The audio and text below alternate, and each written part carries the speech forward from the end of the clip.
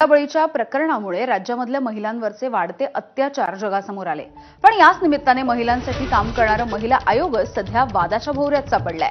राज्य महिला आयोगाच्या अध्यक्षा म्हणून रुपाली चाकणकरांची पुनर्नियुक्ती झाली, मात्र 6 राजकीय सदस्यांची नियुक्ती 5 महिन्यांपासून लाल फितीमध्ये अडकून पडली आहे।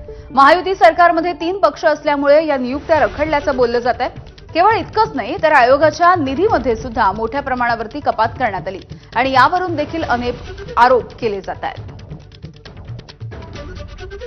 माननीय मुख्यमंत्री महोदय यांना कळकळीची विनंती करते की साहेब, राज्य महिला आयोग हा परिपूर्ण असावा।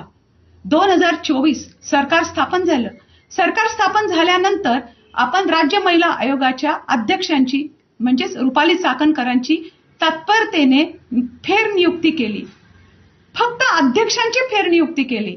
आपण महाराष्ट्राच्या महिलांचं सक्षमीकरण करण्याचा विचार करतात, परंतु त्याआधी आयोगाचं सक्षमीकरण व्हावं असं मला वाटतंय।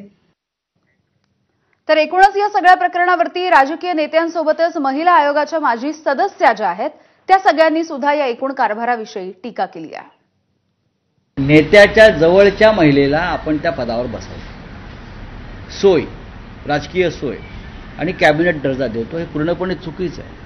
नॉन पॉलिटिकल व्यक्ती पाहिजे त्या पदावर, अराजकीय व्यक्ती महिला त्या पदावर पाहिजे आणि सदस्य सुद्धा तसेच पाहिजे। आम्ही सदस्य असतानाही आम्ही ज्या सजेशन्स देत होतो की तुम्ही एनजीओजना इन्व्हॉल्व करा, तुम्ही विभागीय कार्यालय स्ट्रॉंग करा, हा जो स्टाफ इथे कमी पडतोय तो लवकरात लवकर भरून घ्या, खूप लोक आपल्याला मदत करायला तयार आहेत, त्यांची मदत घ्या, हे होत नाही। आणि जो आता आपण जो एक स्फोट बघतोय हा सगळा कुठेतरी पायलव झालेल्या गोष्टी आहेत की जे गोष्टी करण्यासारख्या होत्या, इम्प्लिमेंटेबल होत्या, त्या आपण केलेल्या नाही। महिला आयोग तो काहीही काम करत नाही, हे 100% गोष्ट है, क्योंकि त्याच्यामधली मी एक आहे।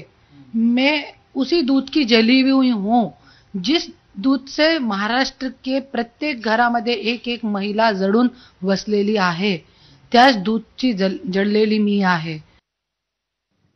तर वैष्णवी हगवण्याच्या आत्महत्या